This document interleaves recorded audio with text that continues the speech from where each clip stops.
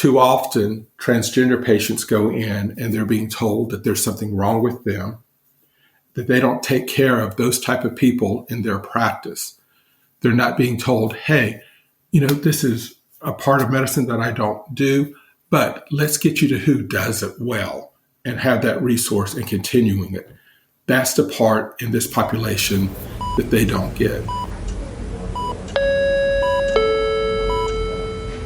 Paging Dr. Cook. Paging Dr. Cook. Dr. Cook, you're wanted in the OR. Dr. Cook, you're wanted in the OR.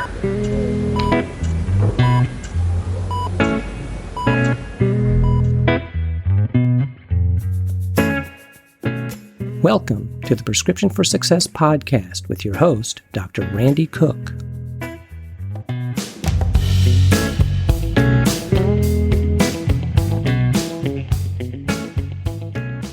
Today we're back to bring you part number 2 of our conversation with Dr. Rhett Brown. If you haven't already listened to part 1, please do. It'll be episode number 159 at rxforsuccesspodcast.com or wherever you get your podcasts. And now let's get back to my conversation with Dr. Rhett Brown. Let's get you back into your professional life and your development as a family practitioner.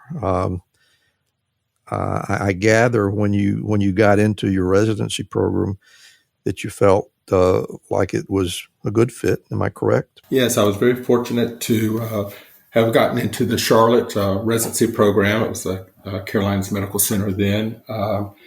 And it was not where I thought I was going to end up. Coming out in med school in the South in the mid-'80s and the height of the AIDS epidemic, I was like, I've got to get out of here if I'm going to ever be able to be open and live an authentic life. And you had to escape the South, all right? Over the country. Had to escape the South. And though at that time I was like, I really don't want to go anywhere where I can't get sweet tea either. I had to let that go. So I interviewed in Denver, Seattle, Cincinnati. I think I interviewed in Chicago. But I was interviewing in unopposed family medicine programs because I thought coming from Charleston, where the family physicians were not always given great respect, that would be the best place. And Charlotte was sort of a throwaway interview to appease my parents who didn't want me to move so far away. And lo and behold, it was the best interview I had. I thoroughly respected everyone and realized that I would actually learn better from other residents than I would necessarily being with just attendings who I could feel intimidated by, and met people during the interviews who would just change my life. And I was incredibly smart enough to rank that first and got accepted. And it made a huge difference in my career. Let's go ahead and talk about what's going on right now, and if you need to fill in some space between, and I know it's a big leap, but you have been very successful throughout your practice career. But you actually have established a practice that is based upon holding yourself out to the public as an expert for people with gender identity issues. So with that basis, tell us about where you are now. Opened a year and a half ago, my own practice with Dr. Carson Rounds Advanced Care Midtown in Charlotte. And just to pardon the interruption, you had actually worked in more traditionally established groups leading up to that, correct? Correct. So I've had a career doing everything. So had my own practice, and then in the 90s during the HMO stuff, we had to be vertically aligned. My practice was purchased by Knoll Clinic, a multi-specialty group with 140 doctors. And then in 2000, ended up that practice, because of financial things, ended up closing. And that's actually, I had an opportunity to say, okay, I've been in Charlotte all these years. Now's an opportunity to go. And I joined a group in Atlanta. And that's where it was like, I can finally be myself at work, because Atlanta was a lot more accepting. And that's when that last little bit of internalized homophobia and being still leading a little bit of a double life, because in the 90s in Charlotte, I was still somewhat professionally closeted. And it's me and my partner would be out at a mall or somewhere, and I would run into a colleague or a patient. We had hand signals and head signals that identified that he needed to pretend like he didn't know me. Wow. And walk away, so that that wouldn't be. Moving to Atlanta, much more accepting. That internalized homophobia resolved. And so when I returned to Charlotte as an offer to be medical director of the residency program, I interviewed and said, I will be an out gay doctor here. I'm not going to hide this anymore. And I want in my contract that you will not discriminate against me based on that. And again, this was way before gay marriage. This was way before domestic partner benefits. And the CEO of the company at that time said, of course. Turned out I was the only employee of the hospital system that had that protection. Wow. And then I ended up leaving the position years later, because there was a new CEO who is an amazing leader, amazing person who lives his vision and mission to take care of healthcare, but who's also evangelical conservative, who did not feel that that this lifestyle was not that I don't think was chosen, but that we have a disagreement on that belief, though I respect him in a lot of ways. When contract renewals came up, that protection was removed from my contract.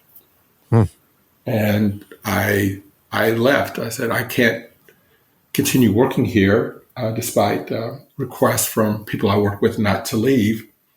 I said, every time I see the symbol of this community, of this hospital, it gets me angry, because you want me to give this many hours of my life and the talents that I have, and you don't want me to bring my full self to the office. And I can't continue this. And so I left and joined Nauvoo Health, which had a much more accepting mission and vision, and already had sexual orientation protection in their contracts. And ended up becoming medical director of the LGBTQ service line for Nauvoo, and had a great run there.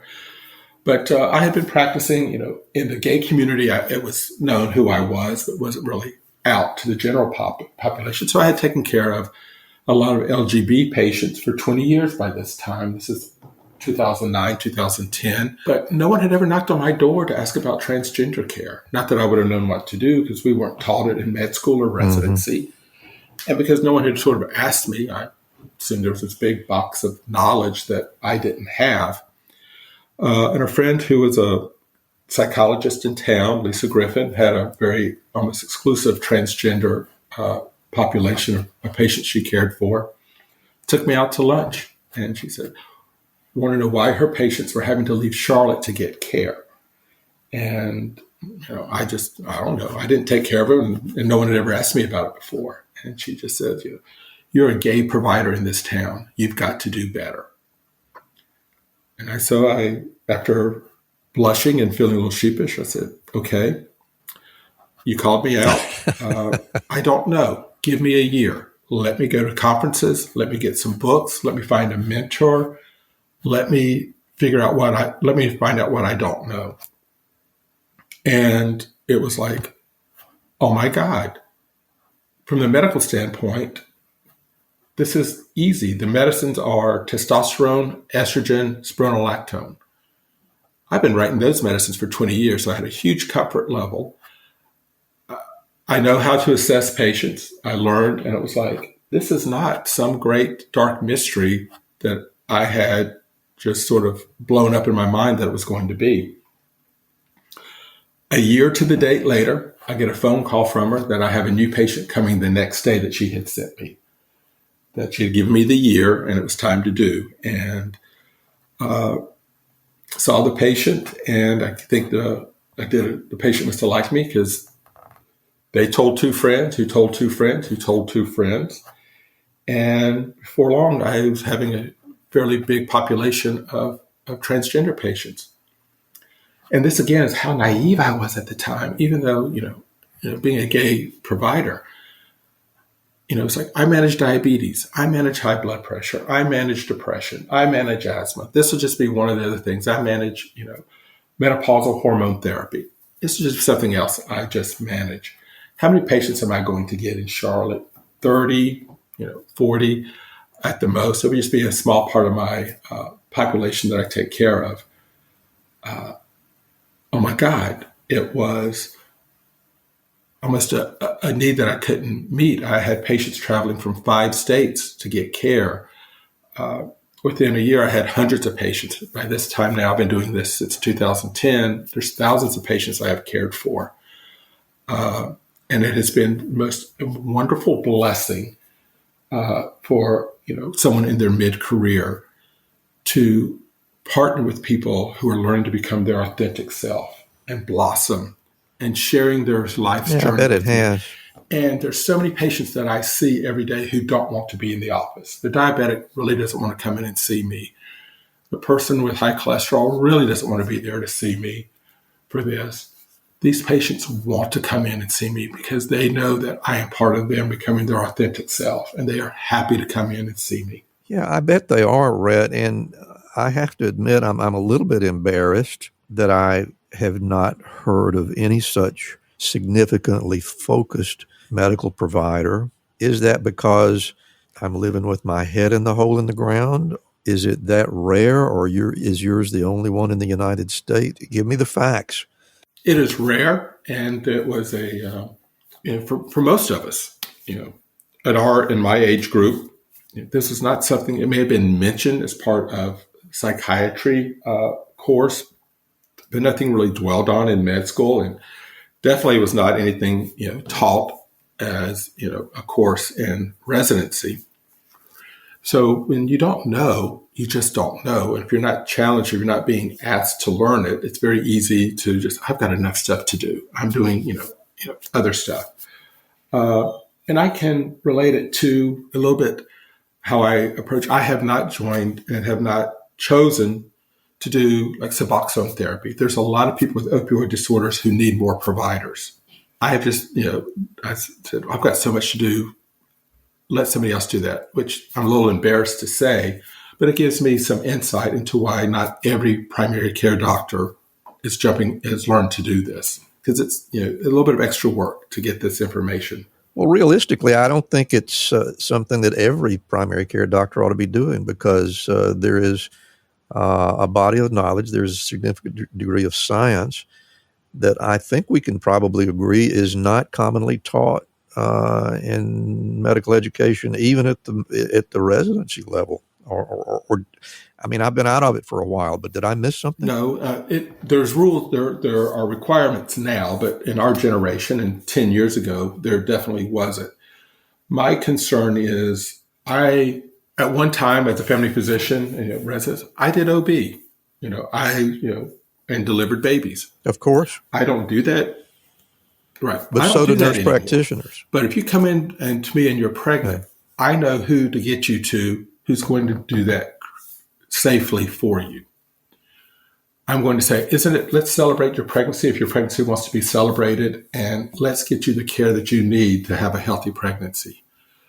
Too often, transgender patients go in and they're being told that there's something wrong with them, that they don't take care of those type of people in their practice. They're not being told, hey, this is a part of medicine that I don't do, but let's get you to who does it well and have that resource and continuing it. That's the part in this population that they don't get. Exactly. Majority statistics show that 25% to 30% of transgender patients have had medical damage by being not accepted at their primary care office. So when I started doing this, and patients told patients who told patients, had patients traveling from 5 different states around North Carolina to spend, driving 2 to 3 hours to have a 15-minute appointment with me to get the care that they needed. And, for a long time, again, it was just something I did until I had a patient, Corey, who changed this from just a part of my practice to a passion in my practice. And Corey was someone I started meeting late in high school, assigned female at birth, who had such dysphoria and just so uncomfortable in their own body. They would only they'd take a shower once or twice a week, and only in a completely darkened room, so they didn't have to see their body, didn't have to see their breast, because that's not who he was. And we worked together and got him on therapy, got him on testosterone. He had top surgery.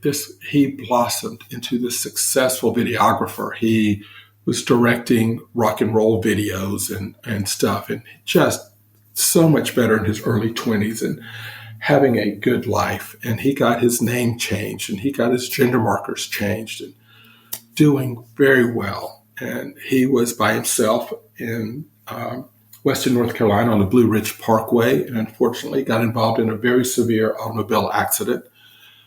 One of those accidents where you have to get the jaws of life to cut you out of the car. Wow. So here he is, Maddox, by himself, being placed on, and you can imagine that hard board and that collar around your neck, and you're being transported to the local safety net hospital. And they take him to their small emergency room and their trauma room, and they're doing what they're supposed to do. They're doing their survey of injuries. They're cutting the clothes off. Are there any broken bones, anything sticking out? And as his pants are being taken off, the nurse shouts out loudly. And remember, he's awake during all of this. Of course. Well, looky here, folks. We have a freak. Oh, my God. This nurse then took it upon herself to go in, even though his driver's license and insurance card listed his name as male. She changed it to his, what was called dead name, his name at birth, changed the gender markers to the gender assigned, and throughout the rest of the hospitalization was referred to by the feminine name, feminine pronouns. The hospital did more trauma to him than the automobile accident did. He came back to me after he got out so terrified of ever having to enter a hospital again. I bet. Depression was so severe of I'm never going to be accepted. I'm never going to be able to live a normal life. This is what happens when we go seek health care. That's when it became a passion that things have got to be different. This cannot be accepted. So I created a rotation so residents, med students, nurse practitioner students can come spend 4 weeks with me to get this care. I lecture at med schools, residency programs, PA schools. I became a president of the North Carolina Academy of Family Medicine, and transgender was part of my accepting talk that this needs to be part of who primary care is, that caring for the individual means accepting them and providing guidance. You don't have to do the hormones, but the provider needs to know how to get that person to the right care to take care of them in a loving, accepting way. That's when it changed and became more of a passion. And Charlotte, getting together with a couple of others, we formed the Charlotte Transgender Healthcare Group, because we all realized that none of us knew really what we were doing from a training perspective.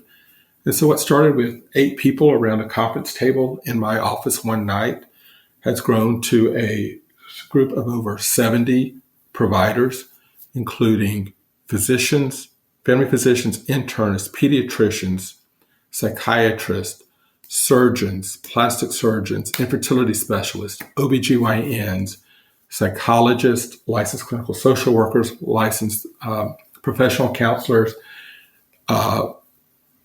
speech pathologists, physical therapists, that we meet once a month on Zoom to educate each other, to find how we can provide better care for that service.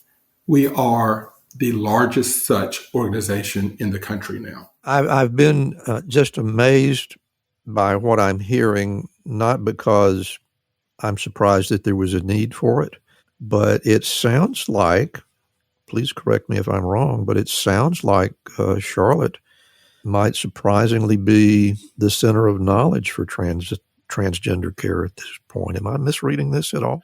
We are. We do well. We do Southeast, but we don't have the researchers. I could say the academic part. So Boston and Philadelphia have centers that are probably more advanced because they have like one clinic that's doing all of this. We are a clinic that is connected in a mission, but we're all financially independent. We're Switzerland. We're not financially connected as such.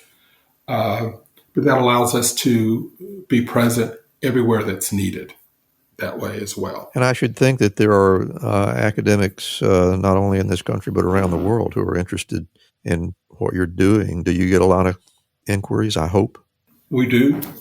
We have partnered with UNC Chapel Hill and UNC in Charlotte to do different research studies and understanding access to healthcare for this community. So yeah, we are open to doing more. We have converted our little group that just started. We converted it to a actual nonprofit. Was it 501(c) last year. And we were fortunate enough to receive a $1.2 million grant to help provide transgender health care to those who can't afford it. Well, that's really profound.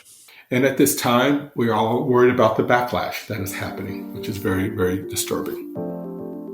Today's episode is brought to you by Doc to Doc Lending. Doc to Doc provides match day loans of up to $25,000 to fourth-year medical students and current residents. These loans are designed to help students cover personal expenses, such as moving costs, housing down payments, and living expenses before and during residency. With fixed interest rates, flexible repayment terms, and no prepayment penalties, Doc to Doc Match Day loans provide financial flexibility and allow students to focus on their exciting journey towards becoming a physician. Doc to Doc was founded for doctors by doctors.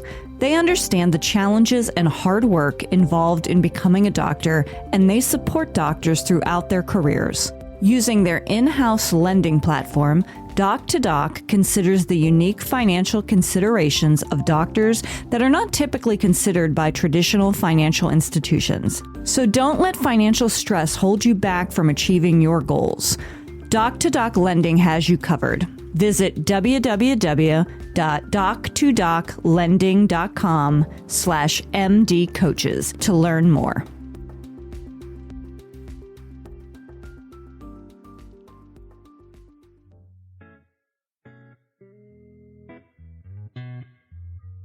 Hi, I'm Rhonda Crow, founder and CEO for MD Coaches. Here on RX for Success, we interview a lot of great medical professionals on how they grew their careers, how they overcame challenges, and how they handle day-to-day work.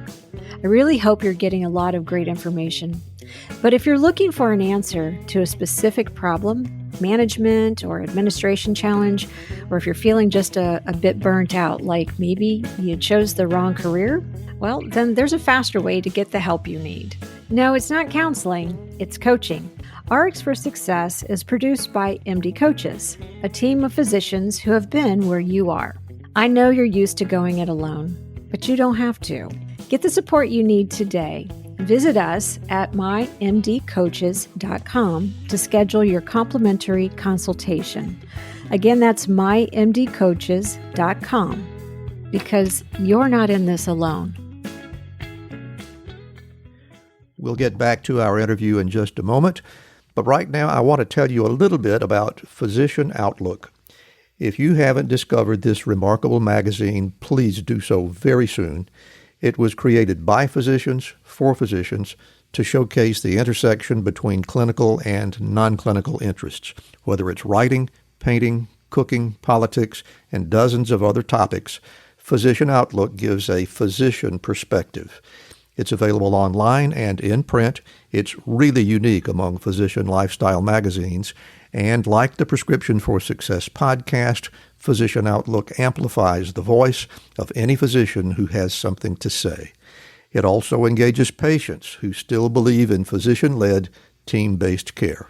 And Prescription for Success listeners can get 3 months free when you enter our promo code RX for Success and select the monthly option at checkout. That's a really great deal on this stunning publication. And now let's get back to today's interview.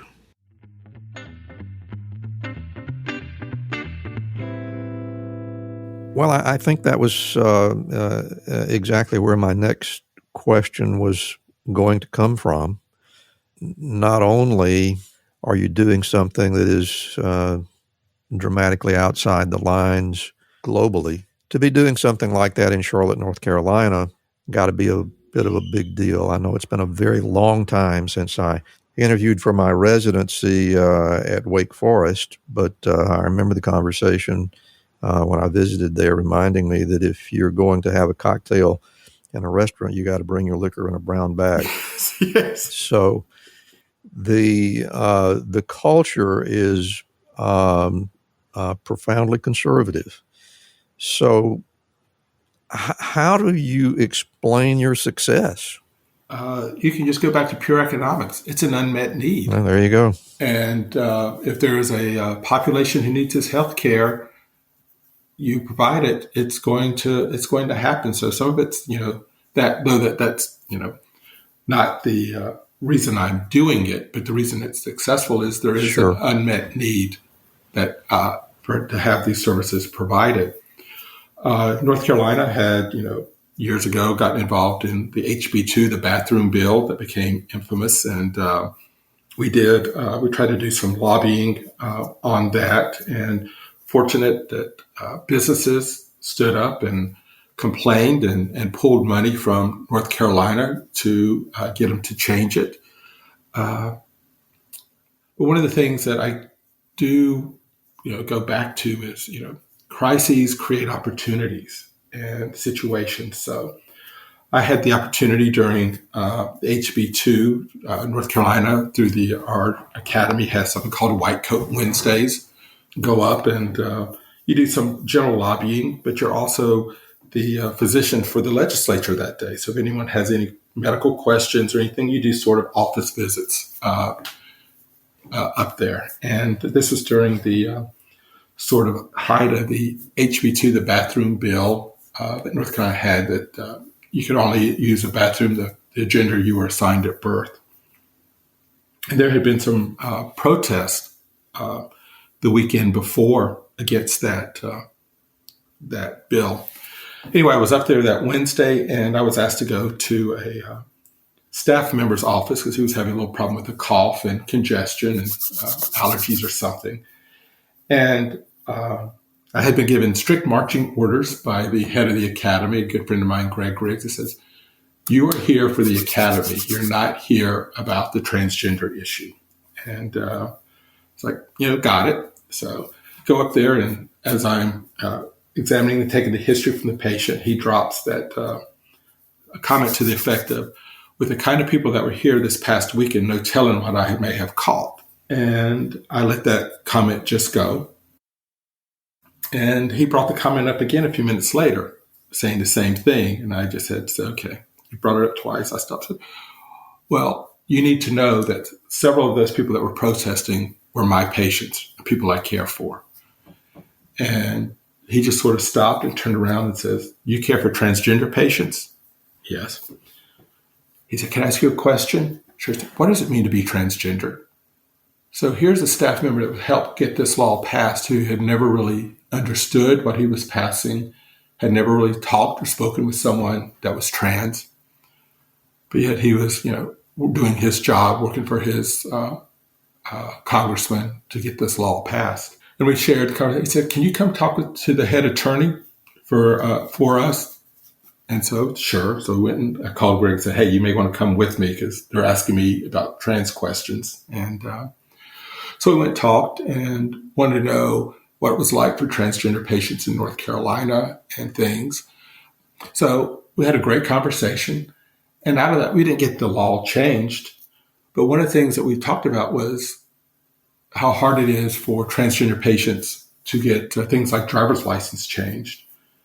And what came out of that conversation was a totally streamlined, easy way that doesn't require near the red tape for a transgender patient to get your driver's license gender marker changed.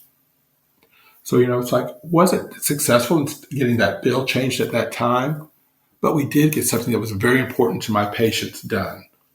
So, every crisis, every communication, every conversation, you don't know what the effect is going to be on the back end.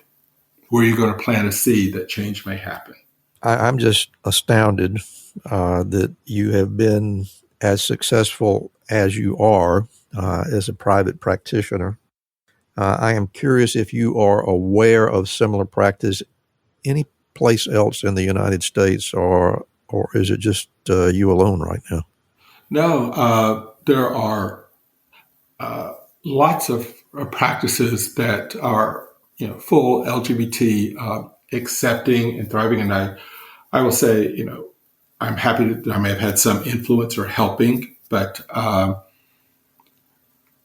have mentored or taught so many physicians and been mentored to gay physicians, particularly in Charlotte and North Carolina, that there are a lot of practices now that will provide transgender care that I have helped. I want to take credit, but I will help mentor. I will bring in. They can call me on the phone. I will counsel. I will review labs. So that I don't think I am that unique anymore. I have really tried to mentor up because there's so much need that I don't think I'm that unique anymore that I may have been 10 years ago. And I'm very happy that I'm not that unique. What a blessing for you it must be to be right there out in front of the battle. I'm sure it must be incredibly rewarding for you. Rhett, I have really enjoyed this conversation. And frankly, I think I could take it on for another couple of hours. Appreciate you not being totally bored. So thank you. I know. And as I say, I could keep right on talking. I don't know if you can hold a podcast audience for that long. So I guess we're going to have to move along and do what we came here to do, and that is to give you an opportunity to speak to our audience all by yourself without my interference or intervention. So audience, please give us your ear while Dr. Rhett Brown gives us his personal prescriptions for success.